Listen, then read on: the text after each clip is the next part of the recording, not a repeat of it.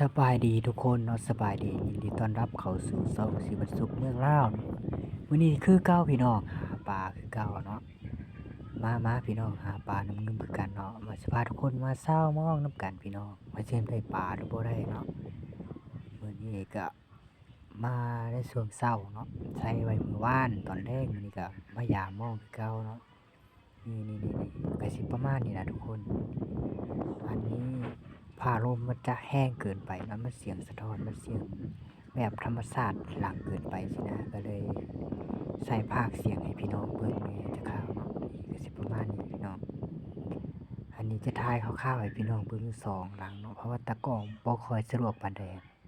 ก็เลยถ่ายสั้นๆให้พี่น้องเบิ่งเนาะรับชมในตอนต่อไปพี่น้องเนาะติดตามได้พี่น้องการหาอยู่หากินแบบบ้านๆของเฮาพี่น้องเอ้ยนี่ก็จะประมาณนี้เนาะ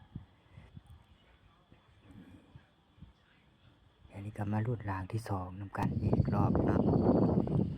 อันนี้ก็สิเอาให้พี่น้องเบิ่งได้2หลังพี่น้องที่จริงก็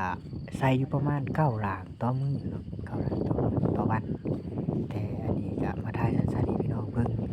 เนื่องในตากล้องบ่ค่อยสะดวกปานใดบ่ได้เอาเครื่องมืออุปกรณ์ในการถ่ายคลิปมาปานนี้สินะก็เลยถ่ายคร่าวๆให้พี่น้องเบิ่งมาชมบรรยากาศนำกันพี่น้องเนาะบรรยากาศยามเช้านี่อันนี้วิธีนำงึมเนาะพี่น้อง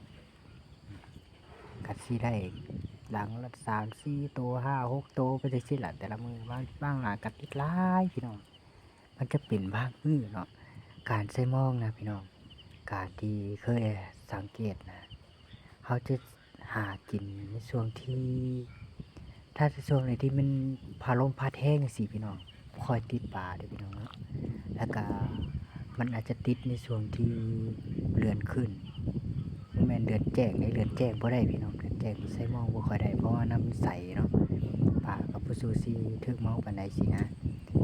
เอาว่าคร่าวๆพี่น้องเบิ่งขอบใจทุกๆท่านเนาะที่เข้ามารับชมเนาะฝากกดไลค์กดแชร์กดติดตามเนาะ